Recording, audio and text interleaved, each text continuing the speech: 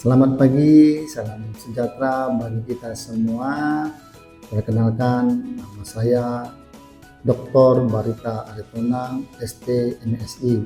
Saya adalah salah satu dosen tetap di program studi farmasi, Fakultas Farmasi Institut Kesehatan Medistra Lubuk Pakam dengan NIDN 01271172.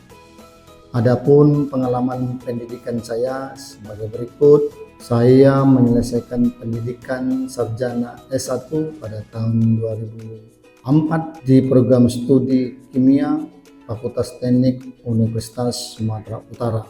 Selanjutnya saya menyelesaikan pendidikan S2 pada tahun 2014. Kemudian saya menyelesaikan pendidikan S3 pada tahun 2001 di program studi kimia Fakultas MIPA Universitas Sumatera Utara. Pada kesempatan kali ini, izinkan saya untuk menjelaskan pernyataan diri dosen dalam unjuk kerja Tridharma Perguruan Tinggi disingkat dengan PDD UKTPT dalam bidang pengajaran yang telah saya lakukan. Dalam video ini saya akan menjelaskan salah satu mata kuliah yang saya ajarkan, yaitu Kimia Dasar Farmasi. Mata kuliah ini merupakan mata kuliah wajib bagi mahasiswa program studi farmasi yang berada pada semester 1. Mata kuliah ini memiliki bobot 2 SKS dengan kode AKD 122. Pada mata kuliah ini, mahasiswa diharapkan mampu memahami dan menjelaskan peranan kimia dalam kehidupan sehari-hari, perubahan materi, struktur atom, sistem periode unsur, ikatan kimia, konsep dasar larutan, koloid dan suspensi, prinsip-prinsip dasar kesetimbangan kimia, reaksi redoks dan elektrokimia, serta mampu menjelaskan senyawa makromolekul baik yang bersifat sintetis maupun alami. Adapun capaian pembelajaran yang diharapkan pada mata kuliah ini adalah sebagai berikut. 1. Mahasiswa mampu memahami dan menjelaskan definisi, klasifikasi, dan perbedaan masing-masing materi serta perubahan materi. 2. Mahasiswa mampu memahami dan menjelaskan konsep dasar struktur atom. 3. Mahasiswa mampu memahami dan menjelaskan konsep dasar tabel periodik. 4. Mahasiswa mampu memahami dan menjelaskan konsep dasar ikatan kimia senyawa obat dari sediaan farmasi. 5. Mahasiswa mampu memahami dan menjelaskan definisi, klasifikasi, teori asam dan kekuatan asam basa larutan. 6. Mahasiswa mampu memahami dan menjelaskan konsentrasi larutan.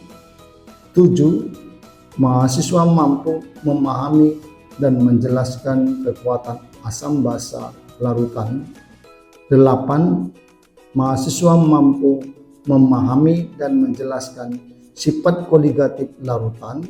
9. Mahasiswa mampu memahami dan menjelaskan stoikiometri. 10. Mahasiswa mampu memahami dan menjelaskan kesetimbangan kimia. 11. Mahasiswa mampu menjelaskan perbedaan larutan, koloid dan suspensi. 12.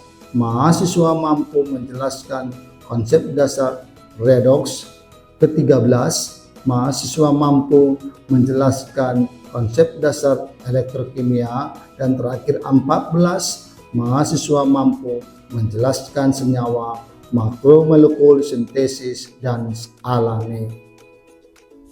Pada perkuliahan ini terdapat beberapa bahan kajian yang akan diajarkan selama 1 semester, meliputi 1. Definisi, klasifikasi, dan perbedaan serta perubahan materi. 2. Konsep dasar struktur atom. 3. Konsep dasar tabel periodik. 4. Konsep dasar ikatan kimia. 5.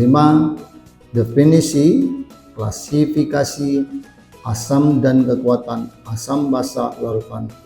6. Konsentrasi larutan. 7. Kekuatan asam basa larutan. 8. Sifat koligatif larutan. 9. Stoikiometri. 10. Kesetimbangan kimia. 11. Larutan koloid dan suspensi. 12. Konsep dasar redoks. 13. Konsep dasar elektrokimia. Dan yang ke-14, senyawa makromolekul sintesis dan alami. Untuk mendukung materi-materi yang saya ajarkan dalam perkuliahan, saya menggunakan beberapa buku, textbook, dan jurnal sebagai sumber referensi. Beberapa buku yang saya gunakan adalah: pertama, Raymond Chang, Kimia Dasar 2010. Yang kedua, Sohadia dan Hamdan, Kimia Dasar untuk mahasiswa farmasi 2020. Yang ketiga, Sujadi, Kimia Farmasi tahun 2007. 4. Endang Wijaya, Dasar-dasar Kimia Farmasi tahun 2018. 5. Novianti, Kimia Dasar untuk Farmasi tahun 2019. Dan ke-6, Barita Artonang, Polipaduan Karet Alam Siklik Poliamida. Ini buku karangan saya sendiri yang menjadi pegangan untuk dalam kimia dasar. Dalam persiapan pembelajaran, saya selalu menyusun rencana pembelajaran semester dan kontrak kuliah yang kemudian dibagikan kepada mahasiswa. Hal ini bertujuan agar mahasiswa dapat memahami dengan jelas arah dan tujuan pembelajaran mata kuliah yang akan saya ajarkan. Selain itu, dalam kontrak kuliah, saya menjelaskan secara terperinci aturan-aturan yang harus dipatuhi selama perkuliahan berlangsung, kemudian rencana penugasan dan kriteria penilaian. Prinsip-prinsip pembelajaran yang saya terapkan adalah delivery, interaction, dan assessment. 1. Delivery, penyampaian di kelas.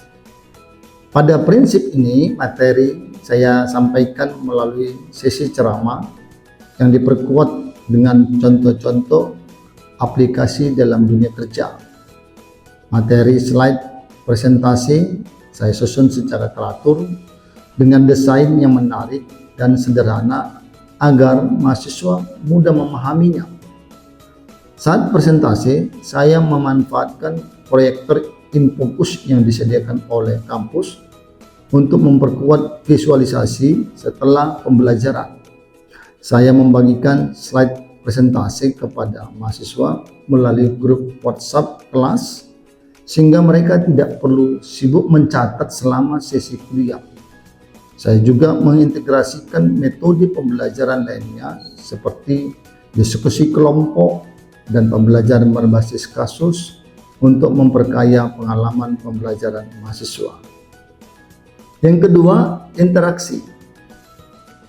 Interaksi yang baik akan memperkuat ikatan antara dosen dan mahasiswa, serta antar mahasiswa, sehingga tercipta lingkungan pembelajaran yang dinamis, kolaboratif, dan inklusif.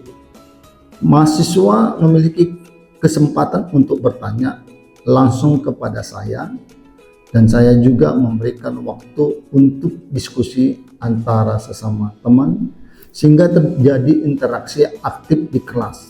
Dengan demikian, setiap individu merasa didengar, dihargai, dan didorong untuk berpartisipasi dalam proses pembelajaran. Yang ketiga, penilaian. Penilaian adalah tugas yang penting dan harus dilakukan dengan teliti untuk menghindari kesalahan. Saya mengambil nilai dari berbagai sumber termasuk tugas atau kuis, tugas kelompok dan presentasi, keaktifan di kelas, kehadiran serta penilaian dari UTS ujian setengah semester dan UAS ujian akhir semester. Demikianlah penjelasan mengenai mata kuliah kimia dasar. Selanjutnya kita akan melihat video pembelajaran secara langsung di kelas untuk materi stoikiometri. Terima kasih.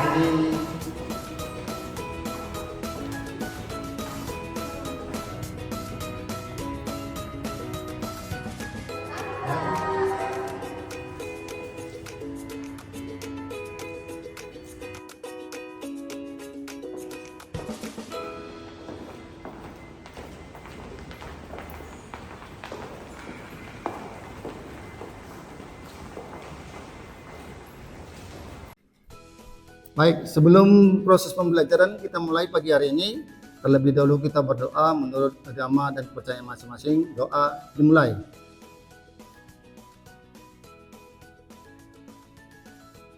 Doa selesai. Saya perlu sekretaris absensinya. Terima kasih.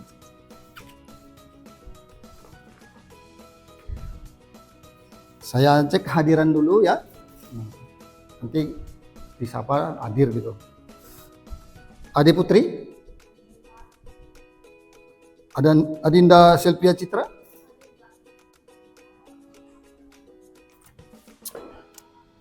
Baik, hari ini kita akan masuk dalam proses pembelajaran. Minggu lalu kita sudah belajar tentang persamaan reaksi kimia.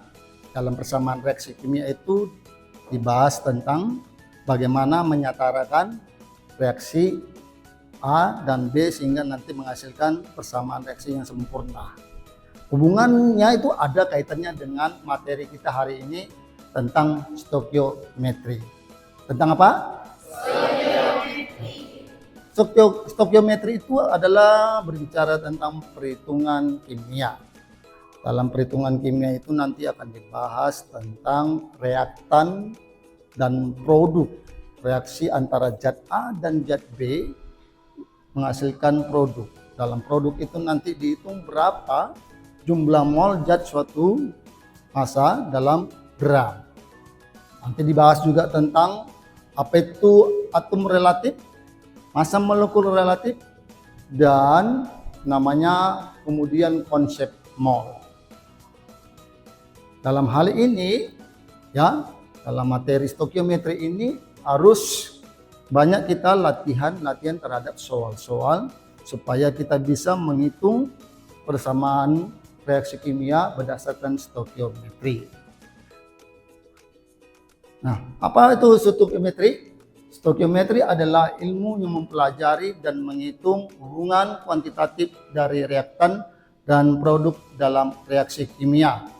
Ya, reaktan adalah zat pereaksi, sedangkan produk adalah zat hasil reaksi. Perhatikan ke sini, zat A ditambah dengan zat B itu menghasilkan C, ya, tambah D. Inilah yang dikatakan reaktan dan inilah yang dikatakan produk.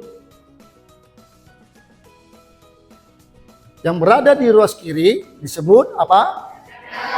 Yang berada sebelah kanan produk. Nah, ini bisa kita hitung melalui yang namanya stoikiometri, yaitu apa? Perhitungan kimia. Perhitungan kimia. Nah, untuk dapat menghitung reaktan dan produk bisa kita menggunakan hukum Gay-Lussac. Ya, di dalam hukum Gay-Lussac itu akan dibahas tentang volume suatu zat pada keadaan suhu dan tekanan yang sama. Ya, nih perhatikan hukum bunyi gaya lusak. Coba kita baca bersama-sama dulu hukum bunyi gaya lusak.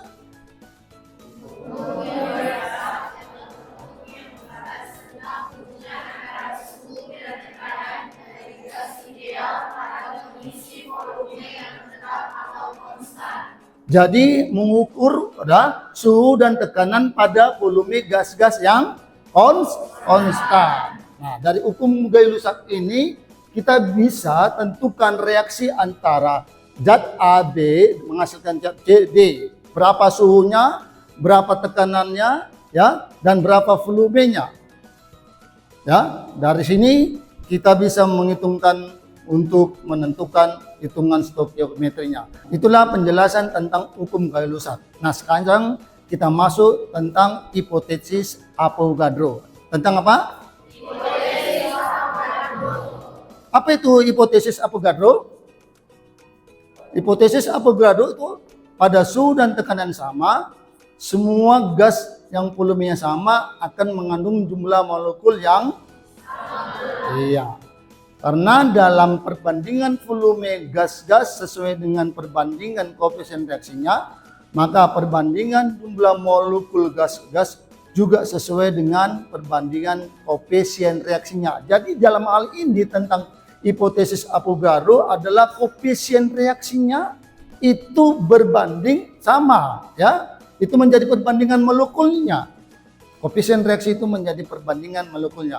Baik, nah, untuk menyelesaikan perhitungan kimia ini kita harus memahami yang namanya atom relatif dan molekul massa relatif. Apa itu atom relatif? Siapa yang bisa menjawab?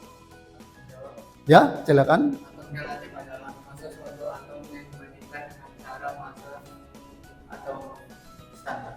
Ulah. Benar sekali, tepat sekali. Jadi atom relatif itu adalah merupakan massa dari suatu atom yang dibandingkan dengan karbon 12 sebagai atom standarnya. Ya, dalam sistem periodik itu atom relatif itu, ya, kalau kita lihat seperti contohnya ARH, itu dalam sistem periodik itu 1. Ya. ARC itu 12.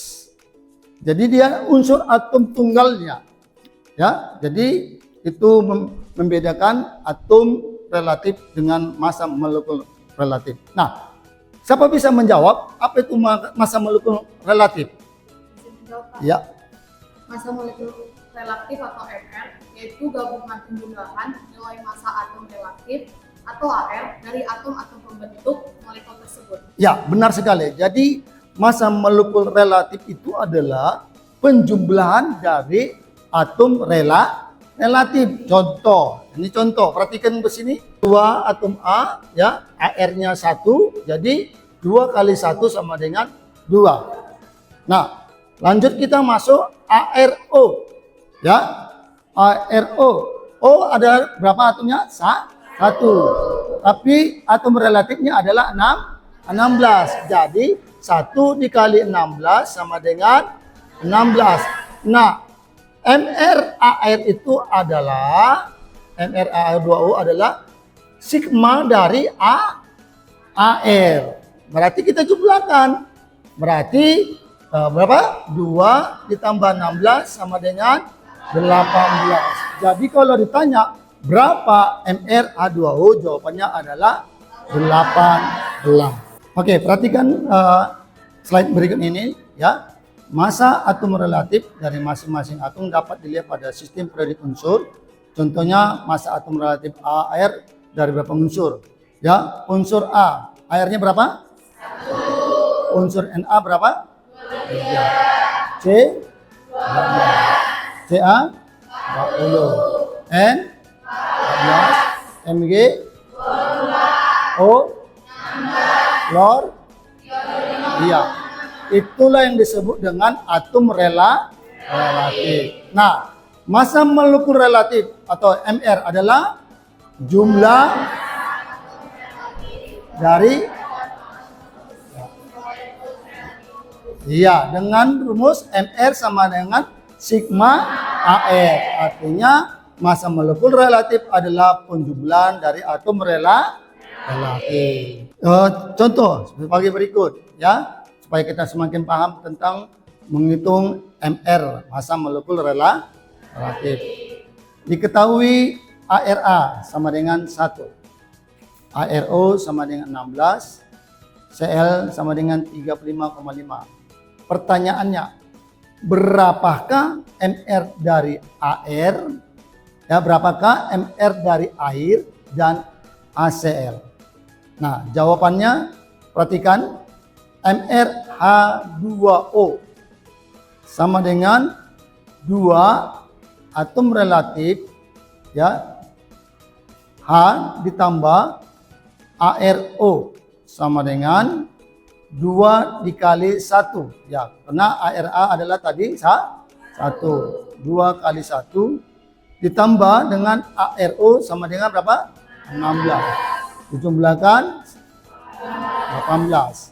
Kemudian MrACl sama dengan ARH ditambah ARCl sama dengan 1 adalah ARH ditambah 35,5 adalah ARCl. Maka jumlahnya sama dengan 36,5. Jadi MrACl adalah 36,5. Jadi kalau kita sudah bisa memahami tentang apa itu atom relatif dan massa molekul relatif, maka untuk materi berikutnya mengenai konsep mol tidak akan kita susah lagi. Kenapa? Kita sudah memahami. Nah, di konsep mol itu akan dibahas tentang berapa banyak ya jumlah mol suatu atom ya dalam reaksi ya, berapa banyak jumlahnya, massa itu dalam suatu reaksi dapat ditentukan. Nah, mol itu apa adalah? Mol adalah besarnya satuan mesin atau lebih ya dalam satuan jumlahan. Sekarang kita quiz ya. Ada 4 soal. Nah, siapa yang bisa maju ke depan mengerjakan soal berikut ini? Ya, saya mau lihat kemampuan kalian sampai di mana memahami materi yang saya sampaikan tadi. Silakan, siapa yang bisa maju ke depan? Ya, silakan.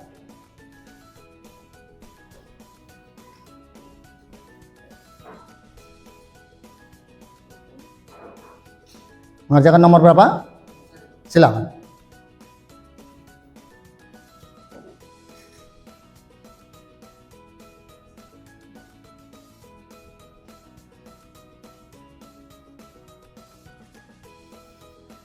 Oke, diketahui apa? MgSO4 sama dengan 120 ya, masanya sama dengan 2,4 gram dan ditanya mol, maka jawabannya adalah mol sama dengan gram per mr. Baik, demikianlah pertemuan kita hari ini tentang hitungan kimia atau stoikiometri. Kuis tadi ada 4 soal, nomor 1 telah dijawab oleh temanmu. Ada 4 soal, nomor 2, nomor 3, nomor 4 silakan dijawab dengan baik dan kirimkan jawabannya ke Google Drive saya.